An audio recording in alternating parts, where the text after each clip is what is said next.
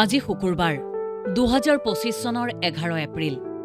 আজি ৰাষ্ট্ৰীয় সুৰক্ষিত মাতৃত্ব দিৱস গৰ্ভাৱস্থাৰ স্বাস্থ্য সজাগতা নিৰাপদ মাতৃত্ব আৰু প্ৰসৱ পদ্ধতিৰ প্ৰসাৰৰ জৰিয়তে প্ৰসূতি মাতৃৰ মৃত্যুৰ হাৰ হ্ৰাস কৰাৰ লক্ষ্যৰে ভাৰতত প্ৰতি বছৰে 11 এপ্ৰিলত ৰাষ্ট্ৰীয় সুৰক্ষিত মাতৃত্ব দিৱস পালন কৰা হয় উভতি চাওঁ ইতিহাসত আজিৰ দিনটো কস্তুৰবা গান্ধীৰ জন্মদিন 1869 চনৰ 11 এপ্ৰিলত পোৰবন্দৰত জন্ম হৈছিল মহাত্মা গান্ধীৰ পত্নী তথা ব্ৰিটিছৰ বিৰুদ্ধে আইন অমান্য আন্দোলনত নাৰী শক্তিক সংগঠিত কৰাত গুৰুত্বপূৰ্ণ ভূমিকা পালন কৰা অগ্ৰণী স্বাধীনতা সংগ্ৰামীগৰাকীৰ পূৰ্বৰ নাম কস্তুৰবা গকুলদাস কাপাডিয়া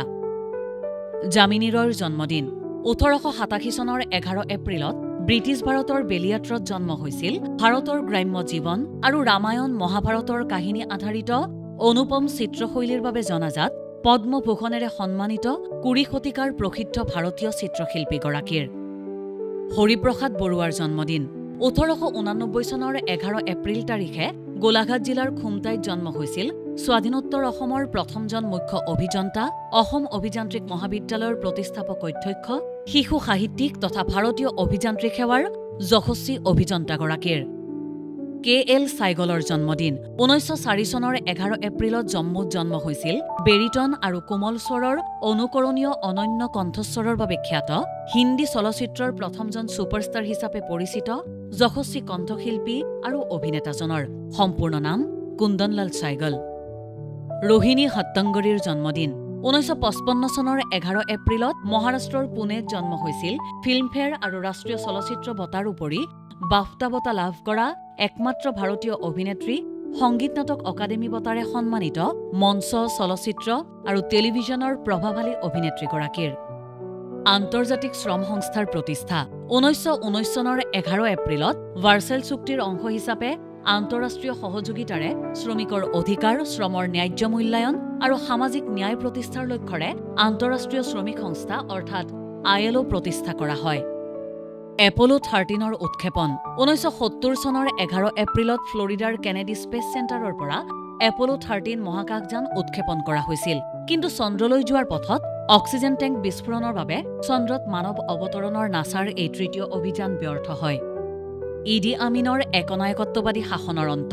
1979 চনৰ 11 এপ্ৰিলত তাঞ্জানিয়া আৰু উগাণ্ডাৰ মুক্তি বাহিনীয়ে উগাণ্ডাৰ একনায়কত্ববাদী ইডি আমিনক ক্ষমতাচ্যুত কৰি 8 বছৰীয়া নৃশংস শাসনৰ অন্ত পেলায় লিবিয়ালৈ পলায়ন কৰা ইডি আমিনে পিছত ছৌদি আৰবত বসবাস কৰে গান্ধীলৈ 8টা অস্কাৰ 1983 চনৰ 11 এপ্ৰিলত লছ এঞ্জেলছত 55 সংখ্যক অস্কাৰ বঁটা প্ৰদান অনুষ্ঠানত মহাত্মা গান্ধীৰ জীৱন আধাৰিত ৰিচাৰ্ড এটেনবৰৰ ছবি গান্ধীয়ে শ্ৰেষ্ঠ ছবিৰ লগতে 8টাকৈ অস্কাৰ লাভ কৰে বেন কিংছলিয়ে শ্ৰেষ্ঠ অভিনেতা আৰু ভাৰতৰ ভানু আথায়াই লাভ কৰে শ্ৰেষ্ঠ কষ্টিউম ডিজাইনৰ বঁটা দ্য এভেঞ্জাৰ্ছৰ প্ৰিমিয়াৰ 2012 চনৰ 11 এপ্ৰিলত লছ এঞ্জেলছৰ এল কেপিটান থিয়েটাৰত প্ৰিমিয়াৰ হৈছিল সৰ্বকালৰ 100খন শ্ৰেষ্ঠ ছবিৰ অন্যতম হিচাপে পৰিগণিত জছ ৱেডন পৰিচালিত মাৰ্ভেল কমিক্সৰ আধাৰত নিৰ্মিত হলিউডৰ ছুপাৰহিট চলচ্চিত্ৰ এভেঞ্জাৰ্ছৰ লক্ষ্মণ ঝোলা মুকলি 1930 চনৰ 11 এপ্ৰিলত উত্তৰাখণ্ডৰ ঋষিকেশত তপোবন আৰু জংকগাঁও সংযোগী লক্ষ্মণ ঝোলা নামেৰে পৰিচিত গংগা নদীৰ 70 ফুট উচ্চতাত নিৰ্মাণ কৰা 284 ফুট দৈৰ্ঘ্যৰ বিখ্যাত ওলমা দলংখন জনসাধাৰণৰ বাবে মুকলি কৰা হৈছিল প্ৰধানমন্ত্ৰী দেৱগৌড়াৰ পদত্যাগ 1997 চনৰ 11 এপ্ৰিলত কংগ্ৰেছে সমৰ্থন প্ৰত্যাহাৰ কৰাৰ পিছত আস্থা ভোটত পৰাস্ত হৈ প্ৰধানমন্ত্ৰী HD দেৱগৌড়াই পদত্যাগ কৰে আৰু 10 মহীয়া ইউনাইটেড ফ্ৰণ্ট চৰকাৰৰ পতন হয় উইকিলিক্সৰ প্ৰতিষ্ঠাপক আসাঞ্জ গ্ৰেপ্তাৰ 2019 চনৰ 11 এপ্ৰিলত ইকুৱেডৰে আশ্ৰয় প্ৰত্যাহাৰ কৰাৰ পিছত উইকিলিক্সৰ প্ৰতিষ্ঠাপক জুলিয়ান আসাঞ্জক লণ্ডনৰ ইকুৱেডৰৰ দূতাবাসৰ পৰা আৰক্ষীয়ে গ্ৰেপ্তাৰ কৰে পিছত তেওঁক আমেৰিকালৈ প্ৰত্যাৰ্পণ কৰা হয় হস্তনিৰ্মিত এপল ওৱান কম্পিউটাৰ মুকলি 1976 চনৰ 11 এপ্ৰিলত ষ্টিভ ৱজনিয়াকে ডিজাইন আৰু হাতেৰে নিৰ্মাণ কৰা এপল ওৱান কম্পিউটাৰ মুকলি কৰে এয়া এপল কম্পিউটাৰ কোম্পানীৰ আৰম্ভণি আৰু ব্যক্তিগত কম্পিউটিঙৰ এক গুৰুত্বপূৰ্ণ মুহূৰ্ত ইনফৰমেশ্যন ডেস্ক দেশ টুডে